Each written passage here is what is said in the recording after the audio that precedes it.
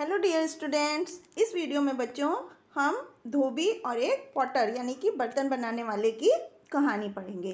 तो अकबर का नाम आप सभी ने सुना होगा कि अकबर के राज्य की बात है कि अकबर के साम्राज्य में एक धोबी रहता था और एक पॉटर यानी कि मिट्टी के बर्तन बनाने वाला रहता था। तो उनके घर जो थे बिल्कुल आसपास थे एक दूसरे के। तो धोबी अपने कपड़ों को उसके जो गार्डन खुली जगह होती है घर के बाहर उसमें धोता था और उनको फिर सुखाने के लिए वहाँ पर फैला देता था।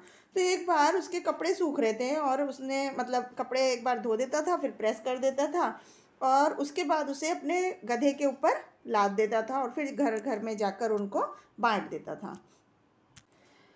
तो घर घर में जाकर वो उसको सब कपड़ों को बांटता था। इसी तरह से जो पॉटर था, जो बर्तन बनाने वाला था, वो एक पहिए के सहारे अपने कोर्टयार्ड में बर्तन बनाता था, मिट्टी के अलग अलग शेप के, अलग अलग डिज़ाइन के, और फिर उनको सूरज की धूप में सूखने के लिए रख देता था और फिर गधे पूरे दिन कुछ नहीं करता था, जबकि धोबी कपड़े धोता था, कपड़ों पर प्रेस करता था। तो एक दिन गेट खुला हुआ था, तो गेट खुला हुआ पा करके उसके जो गधा था वो बर्तन बनाने वाले का जो कोर्टयार्ड था, जो घर के आंगन था, उसमें घुस गया और उसे कुछ मजाक करना चाहता था और अपनी ज़िंदगी में कुछ फ्रॉलिक मतलब खुशी तरीके से कुछ मजाक करना चाहता था। तो उसने क्या किया, उसे इधर उधर बर्तन बने हुए, मिट्टी के बर्तन बने हुए देखे। तो गधे ने क्या किया, कुछ जो बर्तन थे उनके ऊपर अपना पैर रखा, उनसे खेलने लग गया। वो तो उसकी जो आवाज़ हुई बर्तनों की उसको वो पसंद आ गई और उसने बर्तन तोड़ दिए।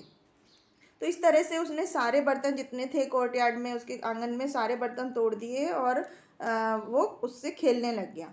तो इतने में ही वो जो बर्तन बनाने वाला था वो अपने घर से बाहर आया और उसने देखा कि उसके सारे बर्तन टूट गए हैं और धोबी के गधे ने उसके सारे बर्तन तोड़ दिए।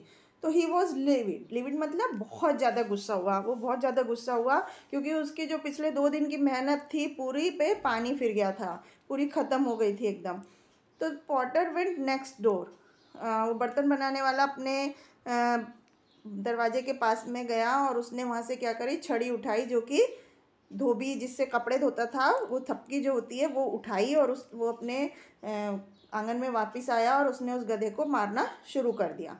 अब गधा जो था वो बुरी तरह से चिल्लाने लग गया और उसकी गधे की आवाज़ सुनकर धोबी जल्दी जल्दी अपने घर से बाहर आया।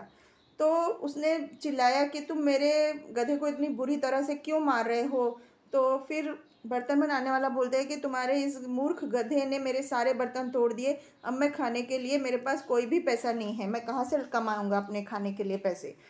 तो फिर धोबी ने कहा, मैं तुम्हें जो तुम्हारे टूटे हुए बर्तन हैं उनके लिए तुम्हें पैसे दे दूँगा और जो कुछ पैसा तुम्हारे पास बचा हुआ है तुम्हारे घर में, तुम जाओ और इस गधे को लेकर जाओ।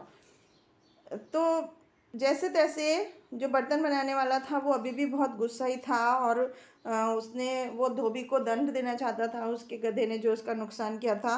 वो पूरा दिन यही सोचता रहा कि धोबी से किस तरह से बदला लिया जाए। तो अगले दिन क्या हुआ, वो राजा अकबर के महल में गया और उसने बोला, मालिक, उसने कहा, मैंने सुना है कि ईरान के जो शाह हैं वो बहुत ही, उनके पास इम्प्रेसिव आर्मी है, इम्प्रेसिव मतलब बहुत ही ज़्यादा प्रभावित करने वाली सेना है और उनके पास बहुत सारे सिपाही हैं, हाथी हैं, और शाह के जो हाथी हैं ना वो एकदम सारे के सारे सफ़ेद हैं, एकदम साफ हैं। तो हम अपने जो हमारे गंदे काले हाथी हैं उनको हम कैसे सफ़ेद और साफ़ बना सकते हैं, अकबर ने पूछा। तो उसने बोला कि शाह, जो ईरान के शाह हैं, उनके जो धोबी हैं वो उसको, हाथी को दिन में 2 बार साफ़ करते हैं और मेरे घर के पास में ही एक धोबी रहता है, आप खुश होंगे कि मेरे मालिक अगर वो आपके हाथियों को धोए। तो राजा को महसूस हो गया था कि बर्तन बनाने वाला कुछ मतलब गलत व्यवहार कर रहा था उसके साथ। तो हाँ, जैसे तैसे उन्होंने धोबी को बुलाने के लिए भेजा और अपने इंस्ट्रक्शन दे दिए, अपने निर्देश दे दिए। तो धोबी ने पूरा दिन उसको राजा के हाथी को धोने में, रगड़ने में पूरा दिन रगड़ता रहा, लेकिन हाथी जो थे वो पहले से साफ़ हो गए, लेकिन उनका कलर जो था वो ब्लैक ही रहा, कलर नहीं उनका चेंज हुआ। तो उसे महसूस हो गया कि बर्तन बनाने वाला ही इसके पीछे था और अब वो कुछ नहीं कर सकता था उस चीज़ के लिए। तो जैसे ही रात हो गई तो सब हिज फियर्स अब उसका डर बढ़ गया। जैसे शाम हुई, रात हुई, कि राजा बहुत गुस्सा होगा कि सारे हाथी का जो है अभी सफ़ेद नहीं हो पाए। तो धोबी sneaked away to Birbal's house. धोबी ने क्या किया, वो बीरबल के घर गया और आफ्टर वहाँ पर पहुँचने के बाद उसे थोड़ा आराम महसूस हुआ और वो रात में आराम से सो पाया। अगली सुबह जब अकबर के दरबार में उसने अपने आप को पेश किया और बोला कि मेरे मालिक, मुझे एक बहुत बड़ा सा बर्तन चाहिए जिसमें मैं अपने हाथी को सोपी वाटर में, मतलब साबुन घुले हुए पानी में हाथी को डुबा सकूं, तभी वो सफ़ेद हो पाएंगे। तो राजा ने समन, मतलब आदेश जारी कर दिया, नोटिस जारी कर दिया बर्तन बनाने वाले को कि उसके लिए एक बड़ा सा, इतना बड़ा बर्तन बनाओ जिसमें कि हाथी आ जाए। अब बर्तन बनाने वाला था अपने घर गया और वो बहुत ही दुखी था क्योंकि उसने 10 दिन तक वो बर्तन बनाया, उसे सुखाया। 6 आदमी उसकी मदद के लिए लगे उसको राजा के महल तक लाने के लिए।